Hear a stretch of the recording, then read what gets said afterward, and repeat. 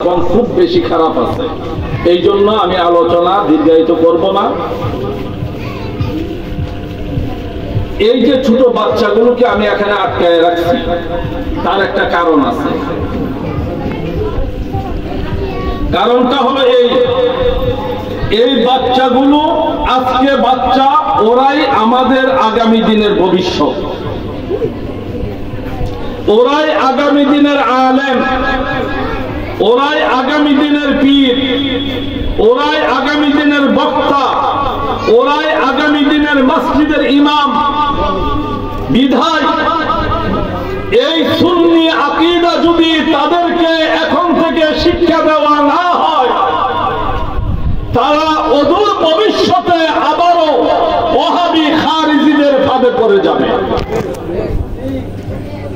বিধায় আমি শুরু থেকেই তাদেরকে শাহাদাতে কারবালা দিয়ে শিক্ষা দিতে চাচ্ছি, যেন এটা কি, কেন করা হয়, এটা তাদের জানার দরকার আছে। কথা বলেন, ঠিক আছে কিনা?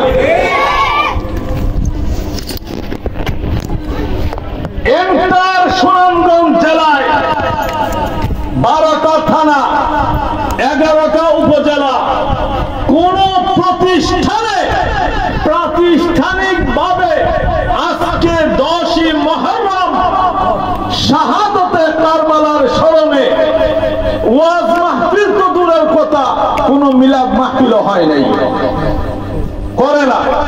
অথচ তারা এই দিনে সরকারি ছুটি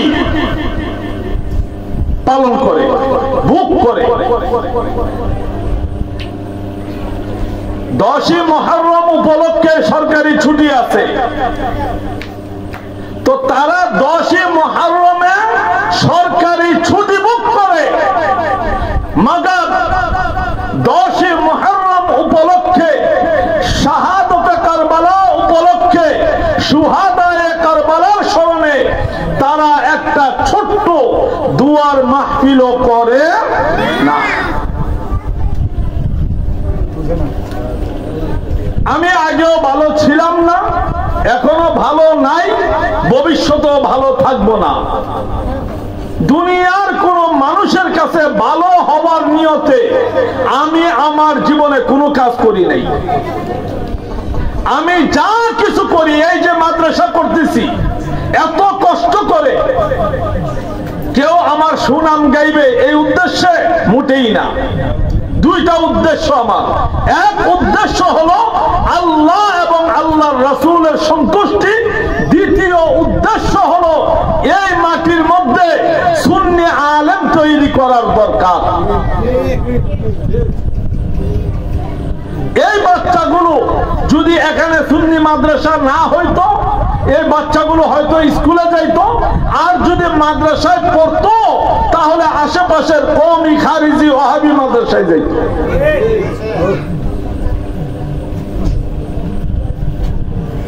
আমার লক্ষ্য এই দুইটা। এক, আল্লাহ আল্লাহর রাসূলের সন্তুষ্টি। দুই, এই অঞ্চলের মধ্যে সুন্নি আলেম এত ব্যাপকভাবে তৈরি করা। ওদের এই সুনামগঞ্জ জেলার মধ্যে প্রায় 2500 খারিজি মাদ্রাসা আছে। কতগুলো জোরে বলেন? 2500 খারিজি মাদ্রাসা আছে, কিন্তু ইন্টার সুনামগঞ্জের ভিতরে সুন্নি আলেম তৈরি করার জন্য ভালো কোন সুন্নি মাদ্রাসা নাই।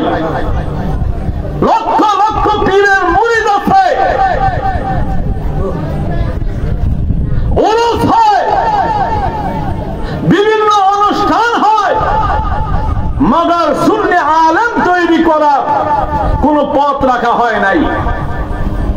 আজ থেকে 18 বছর আগে যখন আমি এই মাটিতে পা দিছি, তখনই আমি বুঝতে পারছিলাম যে এই মাটির সবচেয়ে বড় সমস্যা হলো এই মাটিতে সুন্নি আলেম তৈরি না করা। তো আমি যতগুলোরে পারছি তাই না বিভিন্ন মাদ্রাসায় নিয়ে মোটামুটি কিছুটা বানাইবার চেষ্টা করছি। এখন এমন বহু পরিবার আছে যারা প্রতি মাসে 5,000, 7,000, 10,000 টাকা দিয়া শহরে বাচ্চা রাইখা বাচ্চাকে আলেম বানানো সম্ভব না। এই বাচ্চাটাকে আলেম বানাইতে হইলে হয়তো দিতে হবে ঢাকায়, না হলে দিতে হবে কুমিল্লায়, না হলে দিতে হবে চিটাগঙ্গে, না হলে দিতে হবে ওই হবিগঞ্জে, না হলে দিতে হবে কিশোরগঞ্জে। তো এই বাচ্চাগুলো চলবে কিভাবে? এই জন্য আমি খেয়ে না খেয়ে আমার জীবনের সমস্ত পিরালি বাদ দিছি। আমি কিসের পিরালি? আমি আজকে মারা গেলে পিরালি আমার সাথে কবরে যাবে না। অথচ এই বাচ্চাগুলো থেকে যদি 5টা ছেলে হাক্কানি আলেম হয়, নবী প্রেমিক হয়, ইমানদার হয়, তাদের দুয়ার বরকতে আমি আব্দুল কাইয়ুমের জীবনের সমস্ত গুনাহ মাফ হয়ে যাবে। শুধু এই উদ্দেশ্যে এই মাদ্রাসা করা। আজকে এই শাহাদাতে কারবালার মাহফিলে এই বাচ্চাগুলোকে আমি রেখে দিয়েছি। আমার খুব কষ্ট লাগছে। আমার একটা নিয়ম হলো, আমি জীবনে কাউকে ঠকাই নাই। আমার বাপ মারা গেছে 3.5 বছর বয়সে, আমার ছোট ভাই মারা গেছে আমার বাবার 3 মাস পরে, আমার মা অন্যত্র বিয়ে বসে গেছে আমার 4.5 বছর বয়সে, আমার চাচারা আমার ভিটে মাটিটুকু পর্যন্ত নিজেদের নামে তুলে নিয়ে গেছে। একটা সুতার সাথে আমার কোনো সম্পর্ক নাই।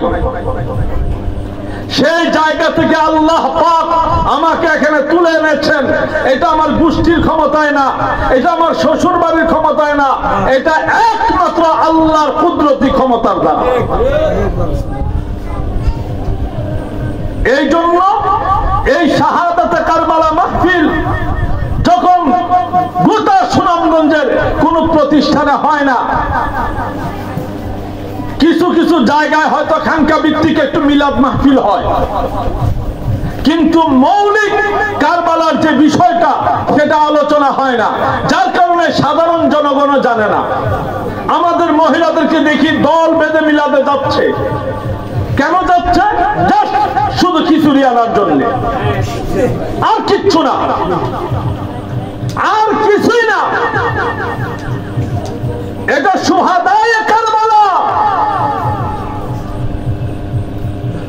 তোমার মসজিদের 1 পয়সার কোনো দাম নাই।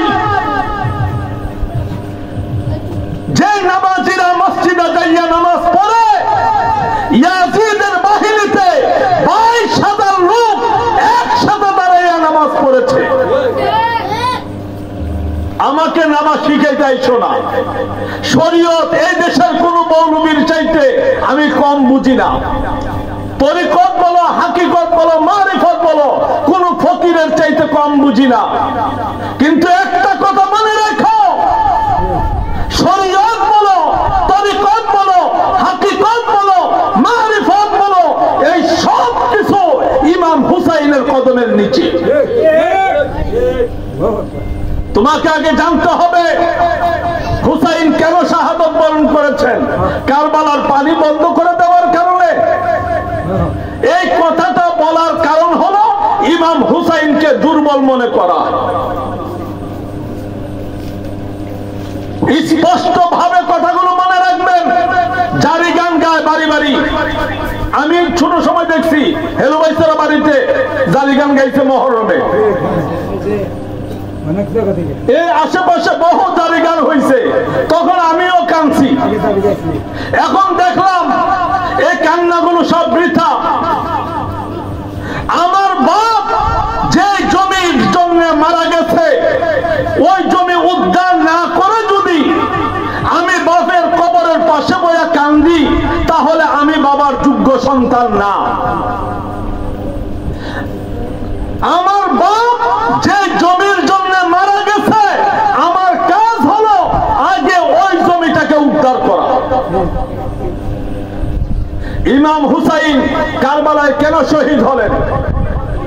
ওনার অপরাধ কি? যারা ওনাকে হত্যা করছে, শহীদ করছে, তারা কি মুসলমান না? জোরে বলেন মুসলমান না? এই জামালগঞ্জের এক ওসি, যে বছর আমি ওই জেলখানায় গেছিলাম 2012 সালে, ওসি আমাকে বলতেছে আপনি খালি কারবালার ওয়াজ ছাড়া আর কোন ওয়াজ পান না। তো আমি ওনাকে জিজ্ঞাসা করলাম যে কারবালার ওয়াজ করলে আপনার গায়ে জ্বালা উঠে কেন? কারবালাতে মুসলমানদের দুইটা পরিচয় দাঁড়ায় গেছে, একটা হলো ইমানদার মুসলমান আর একটা হলো মুনাফিক মুসলমান। দল বড় হলো মুনাফিকের, দল বড়, জোরে বলেন, জোরে বলেন। আরে আমার বিরুদ্ধে তো অভিযোগের শেষ নাই, মামলা মুকদ্দমার শেষ নাই, হামলারও শেষ নাই, যা হতে পারে হোক। হুসাইনের যদি ইমাম হুসাইনের ধুলা, ওনার যে ঘোড়া, এই ঘোড়ার পায়ের তলার যে ধুলিকণা, সেই ধুলিকণার সমতুল্য তো আমি আব্দুল কাইয়ুম না। আরে আমি তো দূরের কথা, আমার পীর ইমাম হুসাইন রাদিয়াল্লাহু তাআলা আনহু এই ঘোড়ার পায়ের তলার ধুলিকণার সমতুল্য না। আরে আমার পীর তো দূরের কথা, বড় পীর আব্দুল কাদের জিলানীও ইমাম হুসাইন রাদিয়াল্লাহু তাআলা আনহু ঘোড়ার পায়ের তলার ধুলিকণার সমতুল্য না। ওনার যদি সত্যের পথে থাকার কারণে, হকের পথে থাকার কারণে উনি যদি এমন নির্যাতনের শিকার হন, তাহলে আমি ওনার চাইতে এখনো ভালো আছি।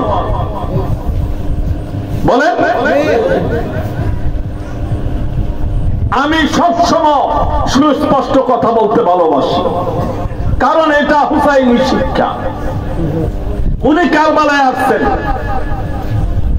উনি তো কারবালায় আসার কথা না, ওনার যাওয়ার কথা কুফায়। কোথায় যাওয়ার কথা? কুফায়। কুফার থেকে লোকেরা ওনাকে 16,000 চিঠি দিছে। কত হাজার? 16,000 চিঠি দিছে, আপনি আসেন, আমরা আপনার কাছে বায়াত হব। উনি তাদেরকে বিশ্বাস করতে পারলেন না। মদিনার সাহাবীরা বলল আপনি যাবেন না, কারণ তারা আপনার বাবা শেরেখুল মাওলায়ে আলীর সাথে বিশ্বাসঘাতকতা করছে, আপনি যায়েন না। তারা আপনার বড় ভাই ইমাম হাসানের সাথে বিশ্বাসঘাতকতা করেছে, আপনি যায়েন না। উনি বললেন আমি চলে যাব। যাওয়ার আগে উনি ওনার আপন চাচাতো ভাই হযরতে ইমাম মুসলিম বিন আকিল রাদিয়াল্লাহু তাআলা আনহুকে পাঠাইলেন, তুমি যাও, ওইখানের অবস্থা কি পরিবেশ দেখে আমাকে জানাইবা। এই এখানে একটা আওয়াজ যাতে না হয়, এটা যাত্রার প্যান্ডেল না। উনার দুই ছেলে সৈয়দ ইব্রাহিম, সৈয়দ মুহাম্মদ, দুই ছেলেকে নিয়ে উনি কুফায় গেলেন। কুফার লোকেরা ওনাকে খুব আপ্যায়ন করলো, এত আপ্যায়ন, এক সপ্তাহের ভিতরে, এক সপ্তাহ কয়দিনে হয়? জোরে বলেন, 7 দিনের ভিতরে উনার কাছে 40,000 লোক মুরিদ হইল। উনি দেখলেন অবস্থা ভালো, এক সপ্তাহের মধ্যে 40,000 লোক বায়াত হইছে। উনি ওনার ভাই ইমাম হুসাইনকে চিঠি লিখলেন, ভাইজান কুফার অবস্থা ভালো, কুফার লোকেরা আপনাকে চায়, তারা এক সপ্তাহের মধ্যে আমার হাতে 40,000 লোক বায়াত গ্রহণ করছে। চিঠি তো চলে গেছে মদিনায়। একদিকে চিঠি মদিনায় চলে গেছে, অপরদিকে ইয়াজিদের বাহিনী, উবাইদুল্লাহ ইবনে জিয়াদের বাহিনী ওনাকে ঘেরাও করে ফেলছে। এই যে 40,000 লোক বায়াত হইল, একটা লোক ওনার পিছনে নাই। ইমানদার কথা বলে, ইমানদার, ইমানদার। এই জন্য আমি মুরিদ টুরিদ বিশ্বাস করি না। সোজা বাংলা কথা, আমি মুরিদ বিশ্বাস করি না। যে মুরিদ ডাইরেক্ট আমার রঙে রঙিন হইতে না পারবে, সমাজ ছাড়তে হবে, মা বাপ ছাড়তে হবে, পরিবার পরিজন ছাড়তে হবে, প্রয়োজনে কাটার রশি গলায় দিয়া ফাঁসির কাস্টে ঝুলতে হবে। যদি পারো তাহলে আমার পথে চলো, আর যদি না পারো লাকুম দীনুকুম ওয়ালিয়া দীন, তুমি তোমার পথে যাও, আমি আমার পথে যাব। কথা কি বুঝাইতে পারতেছি? আমাকে কেউ পছন্দ করার দরকার নাই। আপনি পছন্দ করলে আমার কিচ্ছু আসবে যাবে না, পছন্দ না করলে আমার কিচ্ছু আসবে যাবে না। কিন্তু আমি যদি বেঈমান হয়ে মারা যাই, আমার এই কবরের দায়িত্ব দুনিয়ার কেউ নিবে না। নিবে কেউ? ওনাকে যখন ঘেরাও করে ফেললো, এই 40,000 মুরিদের একজনও নাই। ওনার 2 ছেলেকে শহীদ করলো, সৈয়দ ইব্রাহিম, সৈয়দ মুহাম্মদ, এই 2 জনকে নির্মম ভাবে শহীদ করলো। ইমাম মুসলিমকে শহীদ করলো। এই কুফার 40,000 মুনাফিক একটা লোকের চোখের পানি পর্যন্ত পড়ে নাই। আমাকে ধর্ম শিখাইতে আসো, আমাকে নামাজি চিনাইতে আসো, আমাকে দাড়ি টুপি জুব্বা আস্তান চিনাইতে আসো, আমাকে মৌলবী দেখাইতে আসো, আমি এগুলো অনেক ভালো চিনি। এই লোকগুলোই একে একে 16,000 চিঠি লেখলেন ইমাম হুসাইন। হুসাইন যখন রওনা দিয়ে আসলেন, ওনার রাস্তা আটকাইয়া দেওয়া হইল। কারা আটকাইল? কারা আটকাইল? এই কুফার লোকেরাই আটকাইছে। ইয়াজিদ বাহিনীর যে সৈন্য বাহিনী, ইয়াজিদ বাহিনীর যে সৈন্য বাহিনী, এই সৈন্য বাহিনীর সেনাপতি ছিল হুর বিন ইয়াজিদ। হুর বিন ইয়াজিদ তওবা করে ইমাম হুসাইনের দলে ঢুকে গেল। উবাইদুল্লাহ ইবনে জিয়াদ শিমার বিন জাওশানকে সেনাপতি নিযুক্ত করলো। এই সেই শিমার বিন জাওশান যে নাকি সিফফিনের যুদ্ধে মাওলায়ে পাকের সাথে সেনা খোদা মাওলায়ে আলীর সাথে থেকে যুদ্ধ করেছিল। তারে কি অবিশ্বাস করা যায়? কথা বলেন। মাওলায়ে আলীর সাথে সিফফিনের যুদ্ধ থেকে যুদ্ধ করেছিল ওই লোকটা এখন ইয়াজিদ বাহিনীর সেনাপতি। হুসাইনের রাস্তা আটকাইয়া দিল। হুসাইন ইবনে লুমাইন, হুসাইন ইবনে লুমাইন যে লোকটা সিফফিনের যুদ্ধের সময় সেনা খোদা মাওলায়ে আলীর সেনাপতির দায়িত্ব পালন করেছে, সেই লোকটা সর্বপ্রথম ইমাম হুসাইনকে তীর নিক্ষেপ করেছে। কাকে বিশ্বাস করবেন আপনি?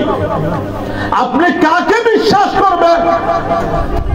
কুখ্যাত আনাস বিন রাখাফি, যে ব্যক্তিটাকে ইমাম হুসাইন নিজে পেয়ালার দুধ পান করাইছেন,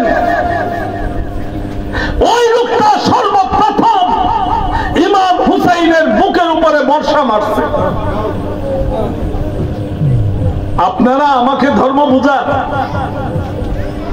আমি পাগল। পাগলকে ধর্ম বোঝায় লাভ নাই। এই জন্য আমি সমাজ ছেড়ে দিচ্ছি, কোন অনুষ্ঠানে যাই না, কারোর সাথে যাই না, কারণ আমার চোখে এখনো কারবালার ঘটনা স্পষ্ট আছে।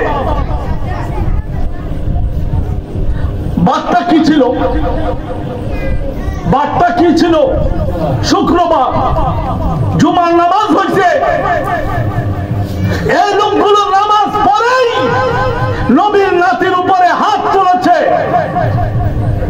ওনাকে জবাই করে হত্যা করেছে। ওনার দেহ মুবারকের মধ্যে 37টা ছিল বল্লমের গাই, 40টা ছিল তলোয়ারের কোপ, 121টা ছিল তীর। বুঝতে পারেন? একবার খেয়াল করে দেখেন, আপনি বেহেশতে নাচতে নাচতে চলে যাবেন। পৃথিবীতে এমন কোন পীর তৈরি হয় নাই যে আপনাকে জান্নাতে নিয়ে যেতে পারবে। কারণ হুসাইন হলেন শাবাবে আহলিল জান্নাহ, জান্নাতে যুবকদের সর্দার। এই দেশের মোল্লা মৌলভী যারা আহলে বাইত বিশ্বাস করে না, শুহাদায়ে কারবালা বুঝে না, বুঝাইতে চায় না, যারা এখনো ইয়াজিদের গুণগান গায়, তারা ইয়াজিদের ওই 22,000 মুনাফিক সৈন্যদের রক্তের উত্তরসূরি। তাদেরকে দিয়ে আপনারা মসজিদে নামাজ পড়ান, তাদের পিছনে যায় একটা করে নামাজ পড়েন, তাদেরকে দিয়ে জানাজা পড়ান, তাদেরকে দিয়ে বিয়ে করান, আর আপনারা বলতেছেন যে না আমরা ইমানদার। আপনাদের মতন ইমানদার কুফার মুসলমানেরাও ছিল, তারা যেমন মুনাফিক আপনারাও মুনাফিক। কথা কি বুঝাইতে পারতেছি? কথা বুঝাইতে পারতেছি? ওনাকে শহীদ করছে, এটাই শেষ না। ওনার মাথা মুবারক থেকে পাগড়ি মুবারক খুলে নিয়ে গেছে, টুপি মুবারক খুলে নিয়ে গেছে, জুতা মুবারক খুলে নিয়ে গেছে, মোজা মুবারক খুলে নিয়ে গেছে। গায়ের মধ্যে নবীজির দেওয়া একটা ইয়েমেনি চাদর ছিল, চাদরটা খুলে নিয়ে গেছে। এরপরে ওনার দেহ মুবারকের মধ্যে জুব্বা ছিল, জুব্বা মুবারক খুলে নিয়ে গেছে। ওনার দেহের ভিতরে একটা ফতোয়ার মতন কাবিজ ছিল, সেটা খুলে নিয়ে গেছে। সর্বশেষ ওনার পরনের পায়জামাটা পর্যন্ত খুলে ওনার দেহটাকে উলঙ্গ করা হয়েছে। বলুন নাউজুবিল্লাহ। এদেশের বদমার মৌলবীরা, চিটার মৌলবীরা এদেশে ইসলাম কায়েম করতে চায়। কোন ইসলাম? ইয়াজিদের ইসলাম। এই জন্য এই বদমার মৌলবীরা যত মার্কা নিয়ে আসবে তাদেরকে ভোট দেওয়া যাবে, ভোট দেওয়া যাবে কোশ্চিন কালেও না, কোশ্চিন কালেও দেওয়া যাবে না। কারণ তারা ইয়াজিদের উত্তরসূরি। এই কথাগুলো প্রকাশ হয়ে যাবে, এই দেশের মধ্যে এই বীজ তৈরি হবে, এটা তারা আগেই জানতো। জানতো দেখে বিগত 18 বছর তারা আপ্রাণ চেষ্টা করেছে এই মাটি থেকে আমাকে তুলে দেওয়ার জন্য।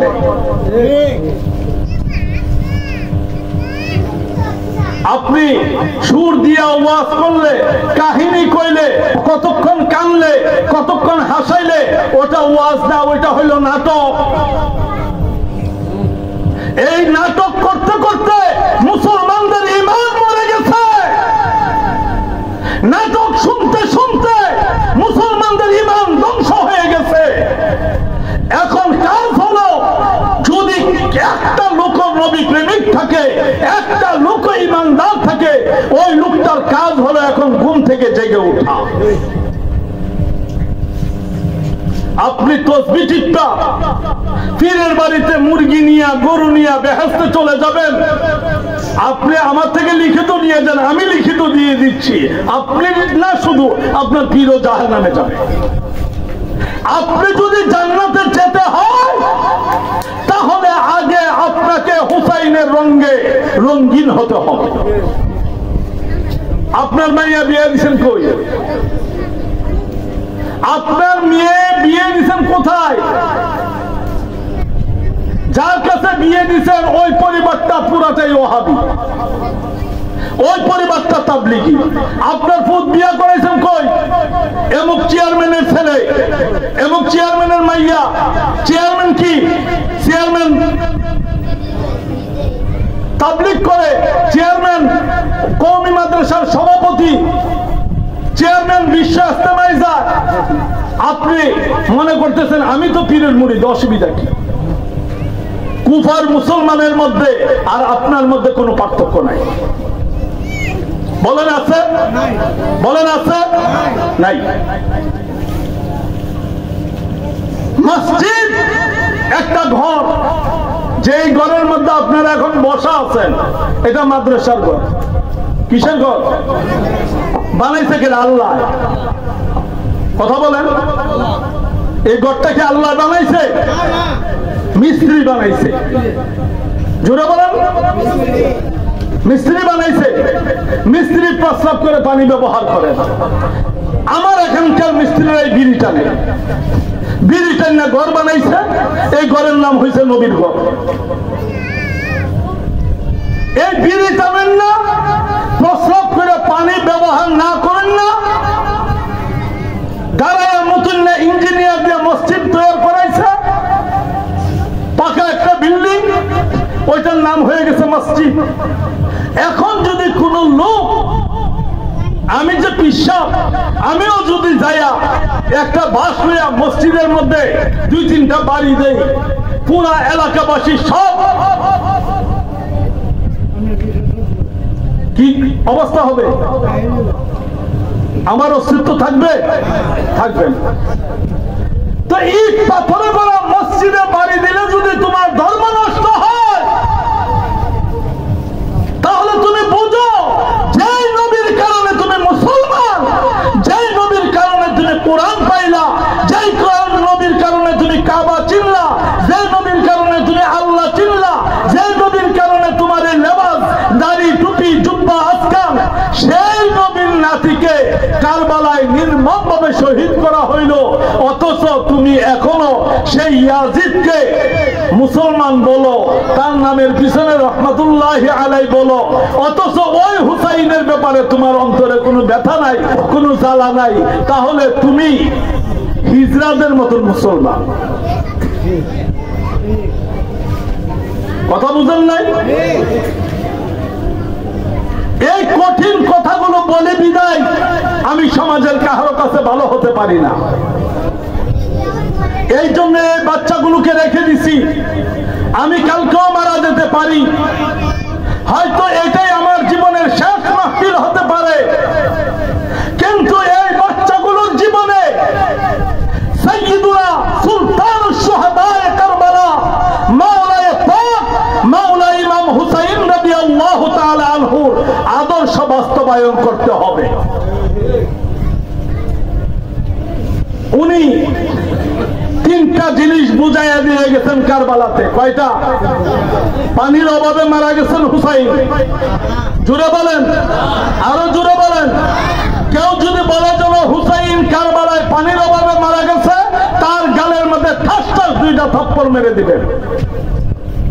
হযরত ওমর ইবনে খাত্তাব, ওমর ফারুক রাদিয়াল্লাহু তাআলা আনহু, নীল নদ যখন শুকায় গেল, মিশরের লোকেরা এসে হযরত ওমরকে বলল, ওমর, হ্যাঁ খলিফাতুল মুসলিমিন, নীল নদ শুকায় গেছে, একটা যুবতী মেয়েকে কাইটা রক্ত না দিলে নীল নদে পানি আসে না। হযরত ওমর বললেন, তাই নাকি? বলে হ্যাঁ। হযরত ওমর নীল নদের কাছে চিঠি লিখে দিলেন। এই চিঠি নিয়ে নীল নদের মধ্যে ফালানোর সাথে সাথে গোটা নীল নদ পানিতে পরিপূর্ণ হয়ে গেল। আজকে 1400 বছরেও তার পানি আর কোনোদিন শুকায় নাই। এটা হলো হযরত ওমরের চিঠির ক্ষমতা। আরো সহজ করে বলি, এই যে আজমির শরীফে কার মাজার? জোরে বলেন, জোরে বলেন। খাজা মঈনুদ্দিন চিশতি, যাকে আমরা খাজা বাবা বলি। তো এই খাজা মঈনুদ্দিন চিশতি, উনি গোটা আনা সাগরের পানি উনার উজুর যে বদনা, এই বদনার মধ্যে ঢুকায় ফেলছে। এটা হলো খাজা মঈনুদ্দিন চিশতির ক্ষমতা। এখনো যদি বৃষ্টি বাদল না হয়, আমাদের হুজুররা লাইন ধরে মাঠের মধ্যে যাইয়া ইস্তিসকার নামাজ পড়ে, উল্টা হাতে দোয়া করে। বলেন করে কিনা? করে। তো ওনাদের দোয়ায় যদি বৃষ্টি হয়, কারবালার মাঠে ফোরাতের পানি না হোক তারা বন্ধ করে দিছে, নবীর নাতির দোয়ায় কি এক ফোঁটা বৃষ্টিও পড়তে পারলো না? আরে হুসাইন যদি চাইতো ফোরাতের পানি নয়, বরং হাউজে কাউসারটা হুসাইনের কদমের নিচে চলে আসতো।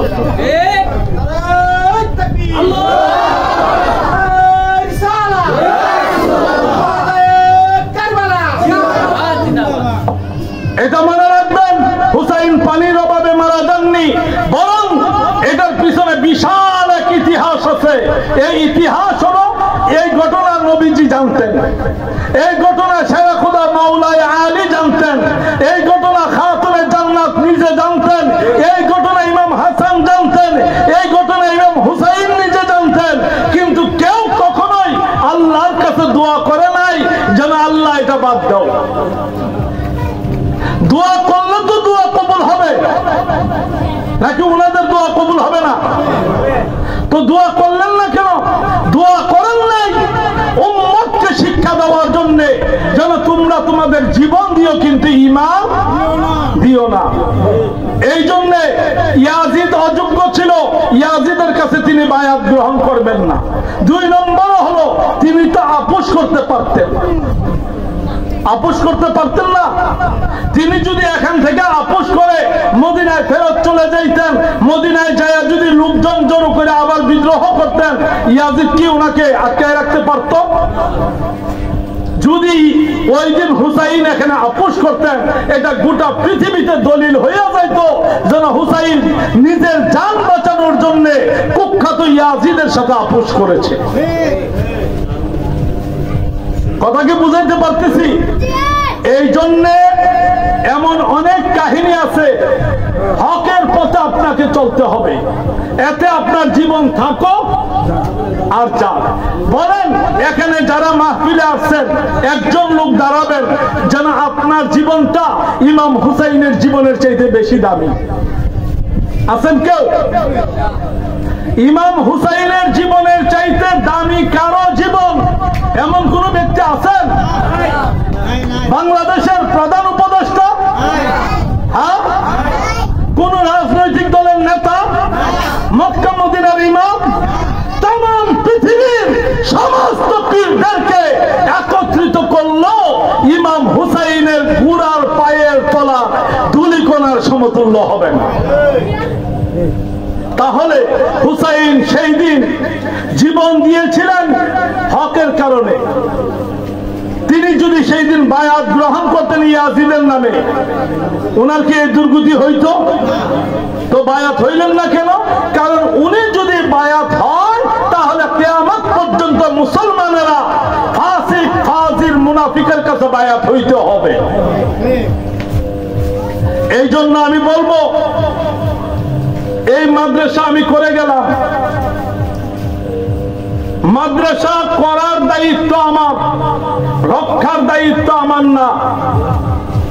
করার দায়িত্ব আমার, রক্ষার দায়িত্ব আপনাদের। আমি চাই আমি আব্দুল কাইয়ুমের মতো নয়, বরং আমার চাইতে 1000 গুণ উত্তম আলেম হোক আপনাদের সন্তানেরা। আজ থেকে 12 বছর পরে এই এলাকাকে যাতে একমাত্র সুন্নি আলেমদের কারণে চিনতে হয়। ঘরে ঘরে সুন্নি আলেম তৈরি হোক, বাহির থেকে আলেম না এখানে ওয়াজ করানোর দরকার নাই। আমাদের ছেলেরা আলেম হবে, আমাদের ছেলেরা আমাদের জানাজা পড়বে, আমাদের ছেলেরা দ্বীন ধর্ম শিক্ষা দেওয়ার জন্য বাহিরে যাবে। শাহাদাত এখন করে না, আবুল হোসেন করে না, খাজাল ভাইয়ের ছেলে করে না, লতিফ মিয়ার ছেলে করে না। ওদেরকে যদি আমি মাদ্রাসায় না নিতাম ওরা গড়ে উঠতো না। এখন থেকে ওদেরকে আলেম বানান। আপনার মেয়ে হক মেয়ে, তাকেও আলেম বানান, কারণ সেও কবরে যাবে। তারও ওহাবি সুন্নি চিনার দরকার আছে। বলেন আছে কি নাই? বলেন আছে কি নাই? এক প্লেটে হালুয়া, আরেক প্লেটে পায়খানা। এখন আপনি যদি বলেন যেন মারে প্লেটটা সুন্দর, খেয়ালা পায়খানা হইলে অসুবিধা কি? খাওয়া যাবে? খাওয়া যাবে? তাহলে মনে রাখবেন, বাতিল 72 আকীদা যাদেরকে স্বয়ং নবীজি জাহান্নামী বলেছেন, তারা যেই হোক, যদি আমার জন্মদাতা বাপও হয়, আমার আত্মীয় স্বজন হয়, তার সাথে কোন ঈমানদারের সম্পর্ক থাকতে পারবে। আমি আমার আলোচনাটা আজকে আর লম্বা করব না, শুধু একটাই কথা বলবো। এই যে মাদ্রাসা করতেছি, এই যে এত মাহফিল করছি অতীতে, কোনদিন কি আমি আপনাদের কাছে চাঁদার জন্য গেছি? বাজারে টাকা তুলছি? আমার কোন ভক্ত, মুরিদ, আত্মীয় স্বজন, পাড়া প্রতিবেশী কাহারো কাছে আমি কোনদিন 10টা টাকার জন্য হাত পাতি নাই। এটা মাদ্রাসার জন্যই হোক, মাহফিলের জন্যই হোক, ইনশাল্লাহ অদূর ভবিষ্যতে আমি পাততে চাই না। শুধু একটা কথা, এই মাটিতে সুন্নি আলেমের এখন খুব বেশি দরকার। 1000 মসজিদ করার চাইতে, 1000 ওয়াজ মাহফিল করানোর চাইতে, 1000 উমরা হজ করানোর চাইতে এই মুহূর্তে প্রত্যেকটি এলাকায় অন্তত পক্ষে 10 জন করে সুন্নি আলেম তৈরি করা অনেক বেশি জরুরি। আপনারা যাদের ছেলে মেয়ে আছে মাদ্রাসায় দেন, আমি আমার সর্বোচ্চ চেষ্টা করব তাদেরকে দক্ষ, হাক্কানি সুন্নি আলেম বানানোর জন্য। হ্যাঁ, খরচ কিছু নিতে হচ্ছে, বেতনটা নিতে হয়। কেন নিতে হয়? শিক্ষকদের বেতন দিতে হয়। সুস্পষ্ট কথা, এখন আমি শিক্ষকদেরকে যে বেতন দিচ্ছি এটা তাদের জন্য পানি পড়াও না, তাদের একটা পরিবার আছে। আমি আমার জীবনের সর্বোচ্চ কিছু দিয়ে আমি চেষ্টা করব এই কালাগুজা যাতে একদিন এমন রঙে রঙিন হয় যাতে এখানকার মাটিটা স্বর্ণের চাইতে বেশি দামি হয়। কে আমার বিরোধিতা করলো, কে আমাকে লাথি দিছে, কে আমার বাড়িতে ঢিল মারছে, এগুলো দেখে লাভ নাই। অতীত অতীত, যে যা করছে তার দায়ভার সে আল্লাহর কাছে দিবে। কিন্তু আমি চাইবো আমার চরম শত্রু যে তার সন্তানটাও যাতে একজন হাক্কানি আলেম হয়, এটা হলো আমার চাওয়া। বিধায় আপনারা এই মাদ্রাসার প্রতি খেয়াল রাখবেন। আমি যদি নাও থাকি, এই শুহাদায়ে কারবালার মাহফিল এই মাদ্রাসায় চলবে। আমি যদি নাও থাকি, ঈদে মিলাদুন নবী মাহফিল চলবে। এই বাচ্চারা আগামী দিনে আমাদেরকে সুন্নিয়তের নেতৃত্ব দিবে। আল্লাহ পাক যেন তাদেরকে ইমাম হুসাইনের আদর্শবাহী হাক্কানি আলেম হিসেবে কবুল করেন। সবাই বলুন আমিন। আর পর্দার অন্তরালে আমার মা বোন যারা আছেন তাদেরকে আমি সতর্কতামূলক একটা কথা বলি, শুনেন। নবীজি মেরাজ থেকে এসে বলছিলেন যেন আমি জাহান্নামের মধ্যে সবচেয়ে বেশি দেখেছি নারীদেরকে। কাদেরকে? নারীদেরকে। মহিলারা পুরুষের চাইতে বেশি জাহান্নামী হবে। ধর্ম বুঝার জন্য যেখানে সেখানে দৌড়ায়েন না, বেশি ফকিরি হাসিল করতে যায়েন না, তাহলে আম এবং সালা দুটাই কিন্তু হারায় ফেলবেন। ছেলে মেয়েদেরকে আলেম বানান, 5 বছর পরে 10 বছর পরে আপনার ছেলেই আপনাকে ধর্ম শিখিয়ে দিবে। একটু ধৈর্য ধরতে হবে, একটু কষ্ট করতে হবে। যে যাই কিছু করেন হিসাব করে করবেন। আমাকে যদি এসে বলেন যে হুজুর এমুক হিসাবের এখানে এমুকটা চলে, এমুকে এটা করে, আমাকে এগুলো দেখায় লাভ নাই। কারণ I am only one piece. গোটা বাংলাদেশে আমি আব্দুল কাইয়ুম আল হুসাইনি একাই একজন। আমাকে অন্য পীরের হিসাব দেখায় লাভ নাই। আমি পীরালি করতে আসি নাই। পীরালি করতে আসলে আমি তসবিহ টিপলাম হইলে, ঘুমটা দিয়া পয়সা থাকলাম হইলে, এত কিছু করলাম না হইলে। আমি আসছি আল্লাহ আল্লাহ রসুলের গোলামি করার জন্য। এই যে জগন্নাথপুরের মিস্ত্রিরা এখানে আছে, ওরা আমার মুরিদ। 2007-এ যতক্ষণ পর্যন্ত আমি জগন্নাথপুরে যাই নাই, ততক্ষণ পর্যন্ত ওই জগন্নাথপুর, রসুলপুর, বাত্তাইল, গাট্টা, দাউদপুর, কদমশ্রী, গোবিন্দশ্রী, বুয়াইল্লা, নূরপুর, ওই মদন পর্যন্ত একটা মানুষও জানে নাই কোনটা ওয়াহাবি কোনটা সুন্নি। এই জন্য আমি শুধু একটা কথাই বলবো, হক হক, বাতিল বাতিল, আলো আলো, অন্ধকার অন্ধকার, হালুয়া হালুয়া, পায়খানা পায়খানা, মুমিন মুমিন, মুনাফিক মুনাফিক বিধায় আপনাদেরকে একটু যাচাই বাছাই করে ঈমানটা বাঁচায় কবরে যেতে হবে। আমল করতে পারেন আর না পারেন, নেক আমল যদি নাও থাকে, যদি ঈমানটা বাঁচায় কবরে যেতে পারেন, হয়তো নবীজির কদম পাকের উসিলায়, আহলে বাইতের উসিলায়, আল্লাহর ওলিদের উসিলায় আল্লাহ পাক আপনাকে আমাকে মাফ করে দিতে পারে। সর্বশেষ আমি এই মাদ্রাসার কাজ ধরেছি, জানেনই তো কোত্থেকে উঠে আসছি, মনে আছে আপনাদের? 17 দিন আইসিইউতে ছিলাম, 72 ঘন্টা আমার সেন্স ছিল না। ডাক্তার অপেক্ষায় ছিল আমাকে যে কোনো মুহূর্তে ডেথ ঘোষণা করবে, মৃত ঘোষণা করবে। ওই জায়গা থেকে আল্লাহ পাক আমাকে ফিরাইয়া পাঠাইছেন পিরালি করার জন্য না, আমাকে আল্লাহ পাক ফিরাইয়া পাঠাইছেন এই মাদ্রাসাটার কাজ করার জন্য। আপনাদের কাছে আমার অনুরোধ থাকবে, এই মাদ্রাসাটা যাতে কখনো ধ্বংস না হয়। এটা আপনাদের জন্য জান্নাতের বাগান, এটা আপনাদের জন্য রহমতের একটা ভান্ডার। এটাকে যদি ধরে রাখতে পারেন, এই মাদ্রাসার কারণে হয়তো আল্লাহ পাক আপনাকে আমাকে নবীদের গোলাম হিসেবে কবুল করে ফেলবে। যাই হোক, আমার জন্য দোয়া করবেন, আমি যাতে মাদ্রাসার কাজটা শেষ করে তারপরে দুনিয়া থেকে যেতে পারি। আমার মনে সর্বক্ষণ ভয় থাকে, না জানি কোন সময় আমি চলে যাই। আর আল্লাহর কাছে প্রতি রাত্রে শুয়ে শুয়ে খালি একটাই দোয়া করি, আল্লাহ আমাকে এতটুকু পর্যন্ত সময় দাও যাতে মাদ্রাসাটাকে একটা পূর্ণাঙ্গ রূপ দিয়ে যেতে পারি। 5 মাস আগে ওই মাদ্রাসাটা করছি, 5 মাস। এই টিবুল বসানি, মাটি ভরা, ঘর করা, ইলেকট্রিসিটি সব মিলে প্রায় 22 লক্ষ টাকা চলে গেছে। তো 5 মাস পরে এইটা ধরা এখন আর আমার পক্ষে সম্ভব না। আমি ভাবছি যে এটা ধরলো আরো 3-4 মাস পরে ধরবো, কিন্তু যখন দেখলাম বাচ্চাগুলো বারান্দায় বসে, বৃষ্টি আসলে বাচ্চাগুলোকে ভিজতে হয়, তখন আর আমার মাথা ঠিক নাই। মাত্র 60,000 টাকা ছিল আমার হাতে, যেটা নিয়ে আমি এবং আমার স্ত্রী ডাক্তারের কাছে যাইতাম। ডাক্তারের কাছে যাওয়া বন্ধ করছি, ওই টাকাটা দিয়ে আমি এই ঘরের কাজ শুরু করছি।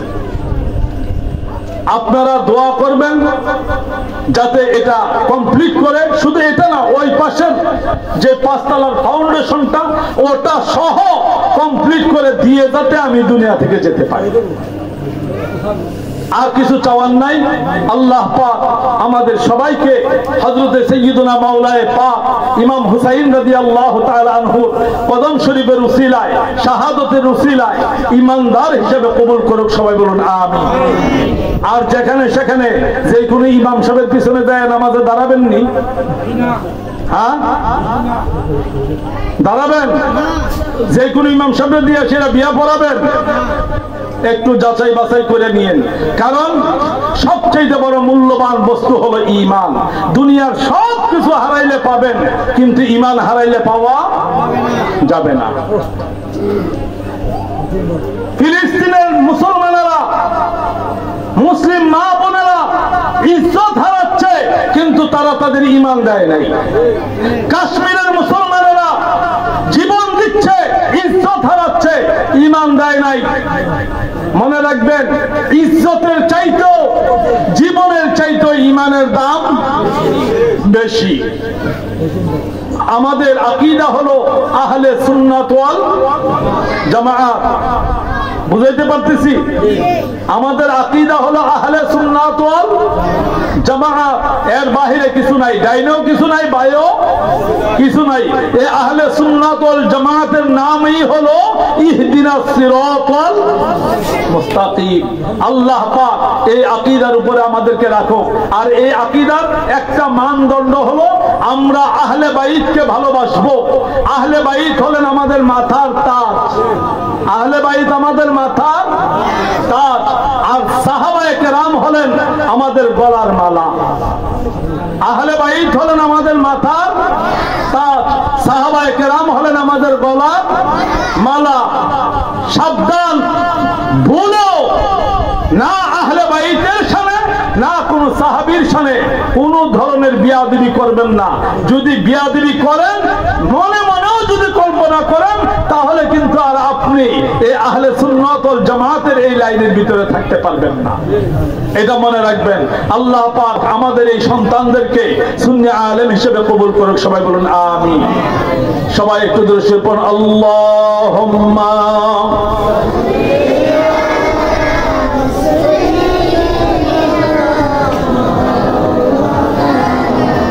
মুহাম্মাদ ওয়া আলা আলিহি।